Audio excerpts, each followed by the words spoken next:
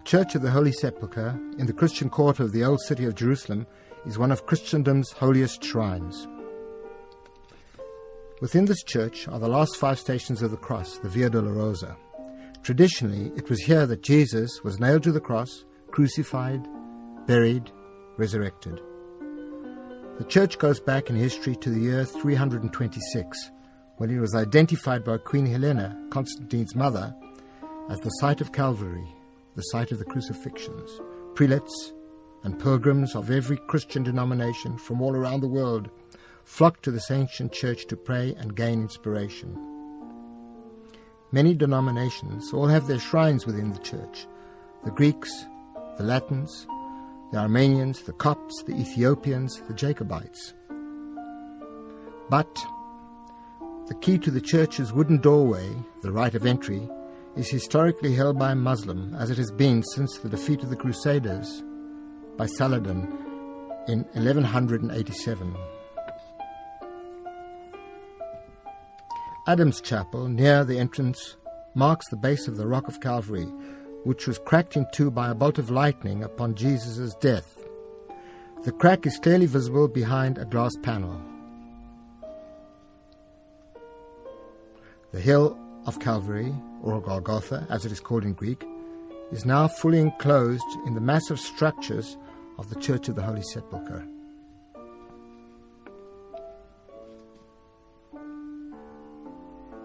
Stations 11 and 12 of the Via Dolorosa, a small Latin chapel marks the spot where Jesus was stripped and nailed to the cross.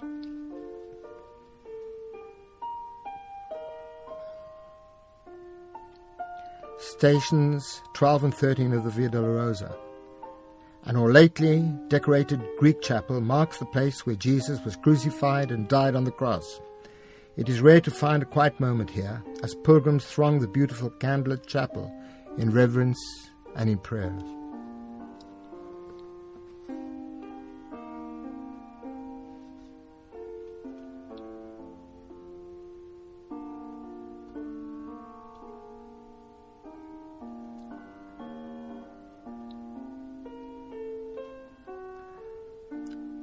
A striking wall mosaic marks the spot where, after the crucifixion, Jesus' body was taken from the cross to be washed and anointed before burial.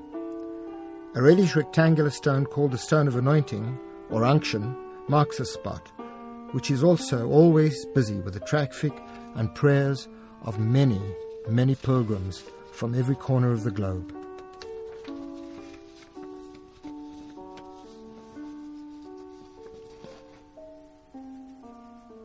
The Stone of Unction leads in to the rotunda. This is an enormous hall supported by 18 massive columns. At its center is the Holy Sepulchre, within a grand Muscovite-style tomb. This is the traditional site of Jesus' burial and resurrection, the 14th and final station of the cross.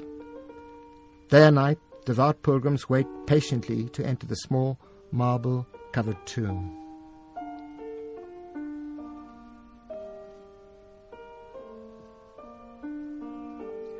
Jesus' tomb is also accessible from the back of the sepulchre via a small Syrian Jacobite shrine. Opposite, a gloomy entrance to an ancient Jewish burial tomb is a tribute to Joseph of Arimathea, who gave his own family tomb to bury Jesus. The Catholicon, an impressive Greek church, lies halfway between Calvary and the Holy Sepulchre. Medieval cartographers always marked the spot as the center of the world on all their maps. 2 small Franciscan shrines, the Chapel of Mary Magdalene and the Chapel of the Apparition, commemorate the traditional meeting of Jesus and Mary after the crucifixion. On display are historical items, as well as the column of flagellation and the spurs and sword of the Crusader king Godfrey de Bouillon. Ancient passageways and dusty halls lead to a flight of steps that descend to the Armenian chapel of Helena.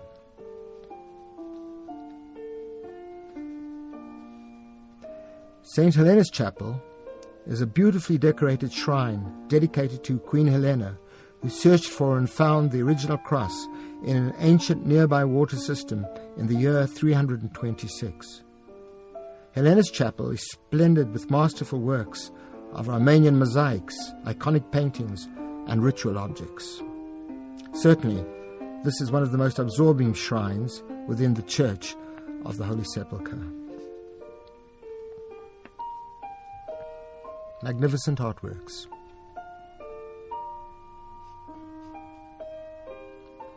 From Helena's Chapel, a flight of steps descends to an ancient cistern, today the Latin chapel of the Finding of the Cross, where Queen Helena is said to have discovered the true cross. A bronze statue of St. Helena is on display. In an open courtyard above St. Helena's Chapel, there are a few humble dwellings belonging to Ethiopian monks. Nearby is a small Coptic chapel and shrine. This leads to a narrow stone-hewn flight of steps descending to an impressive ancient water cistern which is still amazingly functional to this very day. And so we leave the weathered Holy Sepulchre Church to pass through the old city's Christian quarter with its colourful marketplace and shops, through to Jaffa Gates and onward to New Jerusalem.